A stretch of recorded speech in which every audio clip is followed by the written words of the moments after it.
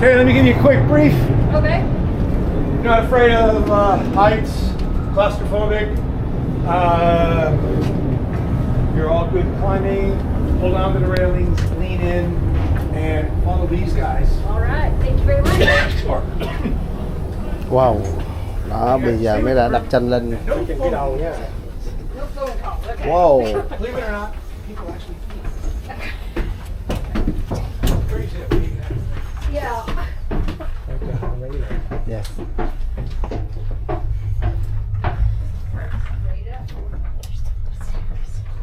Có đặt máy quay không? Có.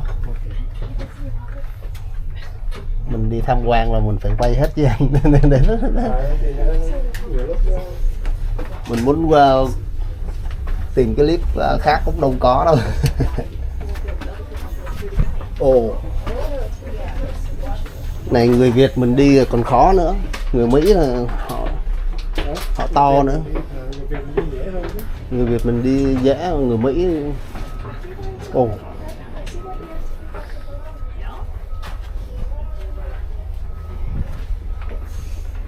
Ồ.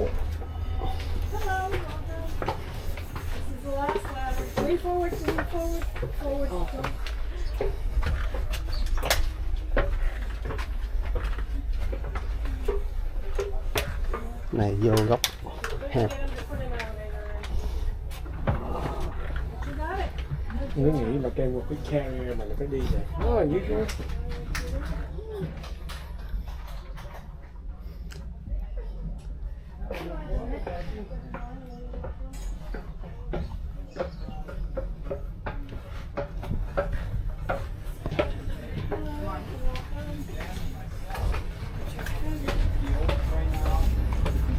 Hello.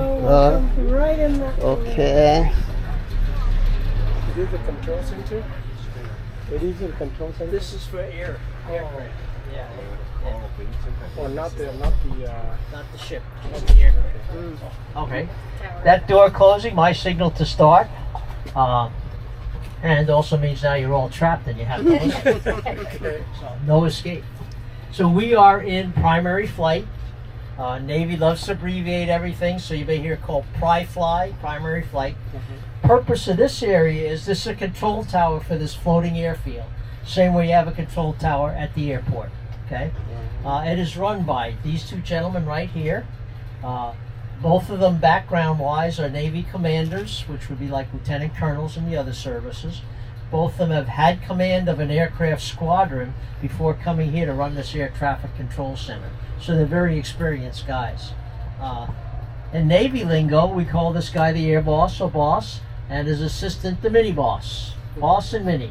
Had nothing to do with his size, just the job, okay? They're here for 2 years.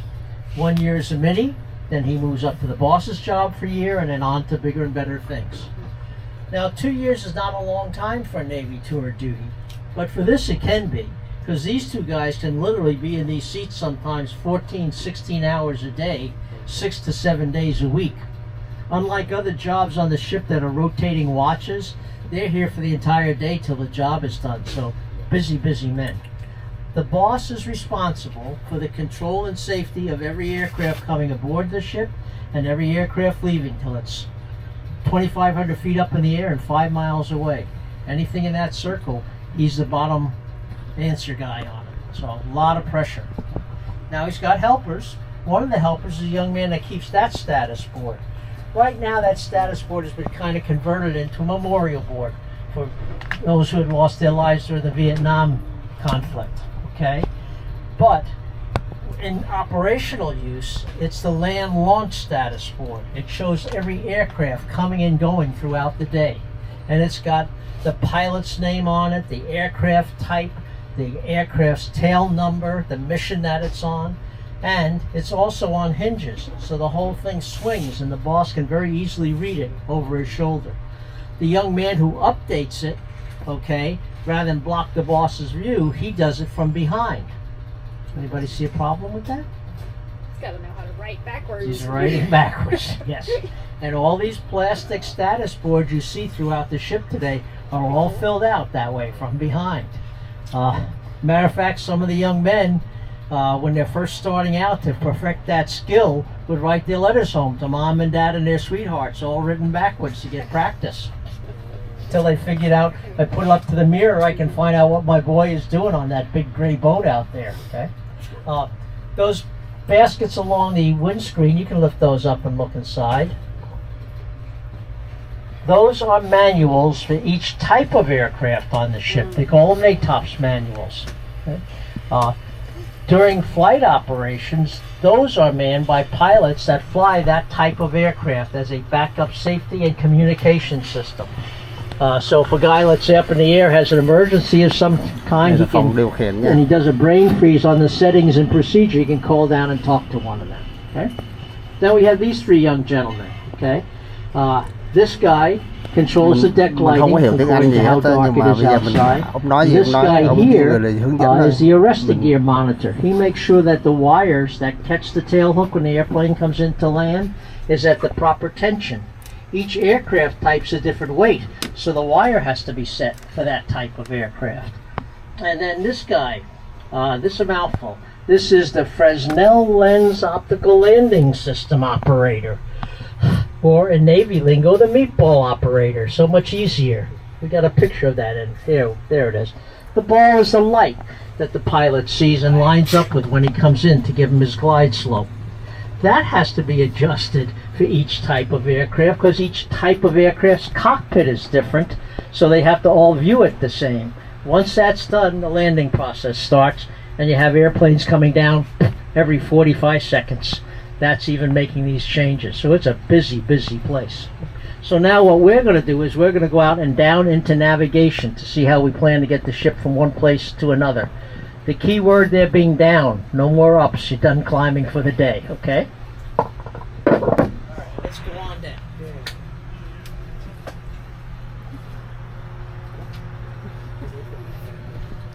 You can go first. This way. Họ nói gì? Nói cách điều hành nó đây thôi. Mấy người này control cái này. Cái đó. Đây là cái phận sự của nó làm sao? Mấy người này làm ở đây 2 năm là lên chuyển đi chỗ khác, lên cấp bậc cao hơn. Đây là phòng điều khiển cái con tàu. Đây, phòng chỉ huy đây, điều khiển nguyên một con tàu sân bay. Cái người này là điều hành, hai người này điều hành boss bay lên xuống rồi hết. Boss mini. Tức là Wow. Okay, let's go. This way? This one goes through the door. Okay. Thank you. Going down. Thank you.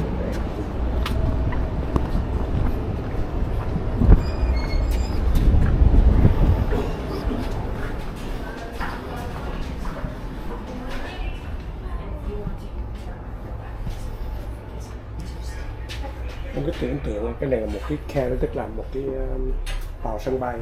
Dạ. Nó còn rộng rãi này. Các bạn nghĩ mấy cái tiền thủy đỉnh, mấy cái submarine. Cái tàu ngầm á. Tàu ngầm. Nó còn bó rọ, nó còn ấy. Bởi thế em coi trên YouTube á, mấy cái con tàu ngầm á là người Việt mình á còn chui mà còn khó nữa, chi người Mỹ. Trời ơi. Cái chân này nha. Vâng. Ok em.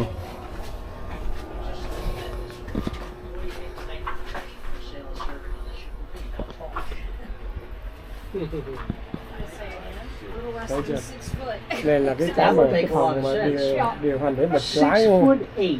Navigation đó, tức là Can you imagine being 6'8" working in here? You'd be bent over all day. Yeah. Which makes my next question one you can probably answer easily. What are the most injuries on the ship? Head injuries. Yes. Okay. All right, we got everybody here? All right, good. Okay, so we are in the navigation area. This is called the chart house. Anybody from San Diego? Okay. We have a restaurant chain here in San Diego called the Chart House. I kind of like to make it clear right up front.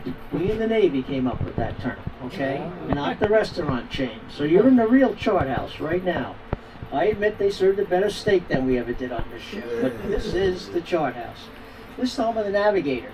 Navigator's another commander, naval aviator, just like the air boss up there.